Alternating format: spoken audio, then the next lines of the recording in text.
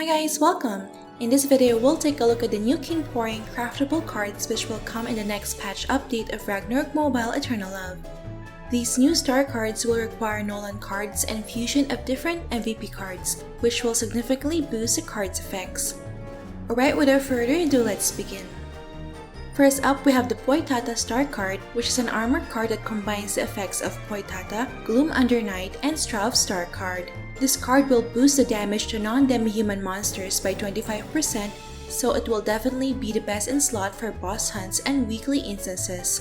Depositing this card grants plus 1% damage to non-demi-human monsters, and unlocking it grants plus 6 def and plus 30 max HP. The crafting materials are 1 TATA card, 1 Gloom Under Night card, 1 Strav star card, 5,000 Nolan cards, 2,000 gram dust, and 2 million zenny. Up next, we have the Angeling star card, which is an armor card that combines the effects of Angeling, Dragon Bone, and Anubis star card. It still retains the original effect of Angeling card, which changes your armor's element into Holy, but there's now an extra 30% demi-human damage reduction from Dragon Bone card and plus 5% damage to all races from Anubis star card. Holy element is a good defensive counter against most of the elemental damage in PvP, so the additional 30% demi-human damage reduction granted by the star version is definitely a plus. DPS classes may also opt to wear it in PvP for survivability as well as additional damage. Depositing this card grants plus 1% demi-human damage reduction, and unlocking it grants plus 120 max HP. The crafting materials are 1 Angeling card, 1 Dragon Bone card, 1 Anubis star card, 5,000 Nolan cards, 2,000 gram dust, and 2 million zenny. Up next, we have the Grandma Wolf star card, which is an armor card that combines the effects of Grandma Wolf, Aramis, and the Tartarus star card.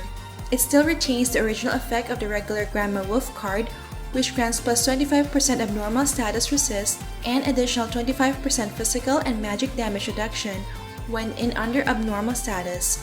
But there's now an addition of plus 15% max HP from Aramis card and immunity to freeze status from the Tartarus star card. Depositing and using this card at the same time will boost the physical and magic damage reduction gained when in abnormal status to 30%. The crafting materials are 1 Grandma Wolf card, 1 Aramis card, 1 Tartarus star card, 5,000 Nolan cards, 2,000 gram dust, and 2 million zenny. Up next, we have the Golden Thief Bug star card, which is an offhand card that combines the effects of GTB, Archangeling, and Xenia star card. It still retains the 50% magic damage reduction from the regular GTB card, while the plus 100% SP cost effect has been removed. The only additional effect is it grants 6% max HP. This will be a good defensive card against magic classes in PvP. Depositing this card grants plus 1 VIT, and unlocking it grants plus 120 max HP. The crafting materials are 1 Golden Thief Bug card, 1 Archangeling card, 1 Xenia star card, 5,000 Nolan cards, 2,000 gram dust, and 2 million zenny. Up next, we have the Bloody Murderer star card, which is a weapon card that combines the effects of Bloody Murderer, Time Holder star, and Owl Duke star card. It still retains the original effect of Bloody Murderer card, which grants plus 7 crit, plus 12% crit damage, and a plus 10% chance to increase auto-attack damage by 5% for 5 seconds. The only additional effect is it will reduce the target's demi-human damage reduction by 10% for 5 seconds while doing auto-attacks. This will be a good card for secondary damage dealers to help increase the damage of the whole party. However, it may not be that useful in instances where debuffs are cleared every half second, such as in Komodo Legend. Depositing this card grants plus 1 crit and plus 1% crit damage, while unlocking it grants plus 120 max HP. The crafting materials are 1 Bloody Murderer card, 1 Time Holder star card, 1 Owl Duke star card, 5,000 Nolan cards, 2,000 gram dust, and 2 million zenny. Up next, we have the Maple Fairy YZMA star card, which is a weapon card that retains the effects of the regular version, granting 25 attack and 20% ignore def. The additional effect is that it boosts ignore def by 25% when attacking MVP and mini monsters, so this will be a substantial source of ignore def for physical skill-based builds in PvE. This effect can be further increased from 25% to 30% when another Maple Fairy YZMA star card is deposited in the handbook. Unlocking it grants plus 6 def and plus 30 max HP. The crafting materials are 3 Maple Fairy YZMA cards, 2,000 Nolan Cards, 1,000 Gram Dust, and 2 million Zenny. Up next, we have the Firebird CHIRI star card, which is a weapon card that retains the effects of the regular version, granting 25 magic attack and 20% ignore MDef. The additional effect is that it boosts ignore MDef by 25% when attacking MVP and mini monsters, so this will be a substantial source of ignore MDef for magic DPS in PvE. This effect can be further increased from 25% to 30% when another Firebird CHIRI star card is deposited in the handbook. Unlocking it grants plus 6 MDef and plus 30 max HP. The crafting materials are 3 Firebird CHIRI cards, 2,000 Nolan Cards, 1,000 Gram Dust, and 2 million Zenny. Up next, we have the Vocal star card, which is a weapon card that grants 5 dex, 10% physical attack, and 10% auto attack damage.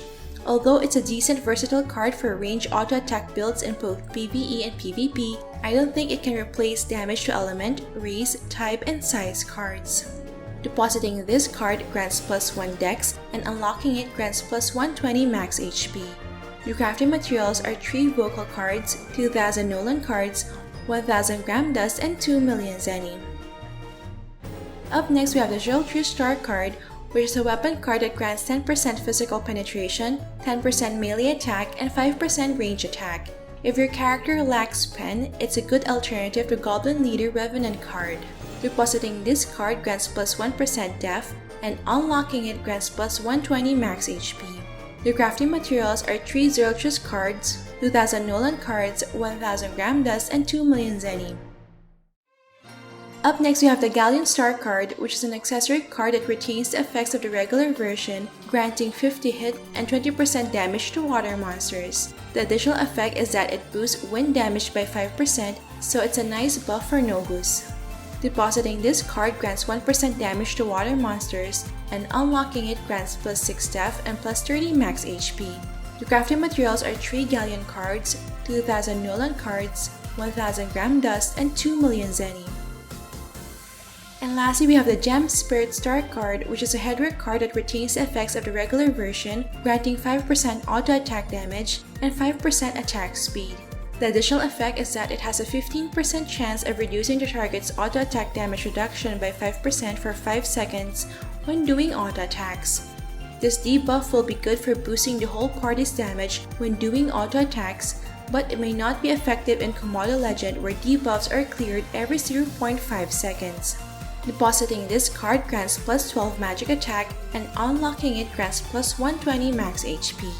The crafting materials are 3 Gem Spirit cards, 2,000 Nolan Cards, 1,000 Gram Dust, and 2 million Zenny. Alright, so far we've discussed all the upcoming King Point cards coming in the next patch update.